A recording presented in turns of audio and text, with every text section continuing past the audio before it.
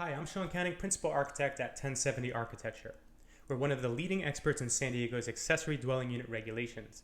And today I just wanted to make a quick video to explain one of the more significant changes to the Municipal Code, which is going to affect your ADU and JADU designs.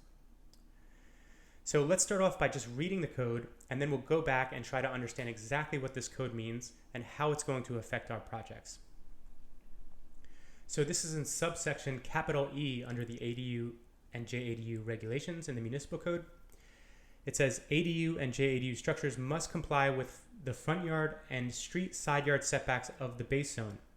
Interior side yards and rear yard setbacks for new ADU and JADU structures shall be provided as follows. And then there's two subsets here. There's a section lowercase I, and then there's another section double lowercase I. So let's start with the first one right now, lowercase I. One-story ADUs or JADUs with a structure height 16 feet or less may observe a 0-foot setback at the interior side yard and rear yard.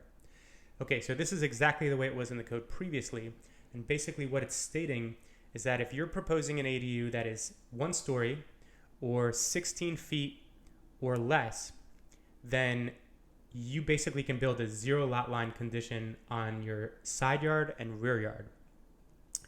But here's where it gets very interesting. This is subsection double lowercase I. 1-story ADUs or JADUs with a structure height that exceeds 16 feet and multi-story ADU or JADU structures may observe 0-foot interior side yard and rear yard setbacks unless the side or rear property line abuts another premises that is residentially zoned or developed with exclusively residential uses, in which case a 4-foot setback shall apply.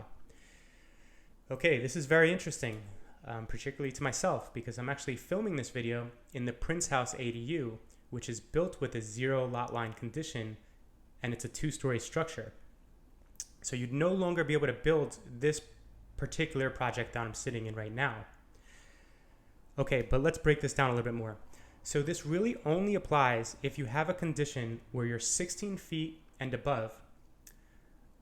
Actually, let me correct that. It's over 16 feet, so you'd have to be at like 16 foot 1 inch before this would kick in, or a multi-story project. You also have to have an adjacency of a residential zone or a residential use, and it actually specifically states exclusively residential uses. So that could mean if there's a mixed use project on your neighbor's lot, you would be able to build right at the lot line. Okay, so there's a couple things I want to break down here. First off,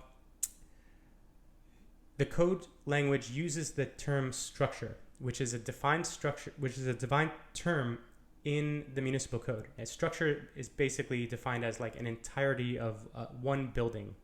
So if you were proposing a duplex with a lower level unit and an upper level unit, both units would have to have this 4-foot setback. And there's really no workarounds in that part of the code right there. Okay, the second thing I want to mention is what happens if you have a 3-foot base zone setback. So some of the more dense residential zones on the more narrow lots, like this one where I only have a 25-foot wide lot, actually has a 3-foot side yard setback. So it's not explicitly written in this code, but I did reach out to the deputy director of the DSD, and he stated that if you have a base zone side yard setback less than 4 feet, you're able to use that base zone side yard setback. So in this case, I actually have a 3-foot setback here, so I could go 2 stories or more potentially at a 3-foot side yard setback. There's one other little loophole here, and that is the bay window encroachment loophole. So if you look into the bay window section of the code, bay windows are allowed to encroach a little bit beyond the base zone side yard setback. So you can use that to get a little bit more square footage if you're really in a pinch or if the design calls for it. So that's basically a breakdown of one of the more critical areas of the new ADU and JADU code. If you have any questions about this, please feel free to look through the rest of our catalog of videos or reach out to me in an email at sean@1070architecture.com.